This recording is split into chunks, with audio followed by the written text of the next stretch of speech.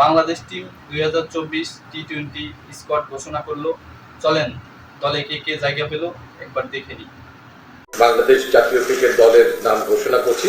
মোহাম্মদ নাজমুল হোসেন শান্ত দলনায়ক, Taskin Ahmed vice captain, Liton Kumar Das, Soumya সরকার, তানজিদ হাসান তামিম, সাকিব আল হাসান, মোহাম্মদ তহিদ হৃদয়, মাহমুদুল্লাহ রিয়াদ, জাকের আলী, মোহাম্মদ তানভীর ইসলাম, শেখ মাহদি হাসান, মোহাম্মদ রিশাদ হুসেন, মোহাম্মদ মুস্তাফিজুর রহমান, মোহাম্মদ শরীফুল ইসলাম এবং তানজিম হাসান সাকিব।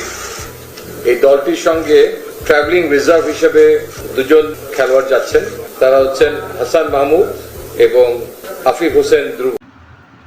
এবার বিশ্বকাপে আপনার প্রিয় খেলোয়াড় কাকে আপনি বেশি মিস করবেন? আমি তো সাইফুদ্দিনকে অনেক মিস করব।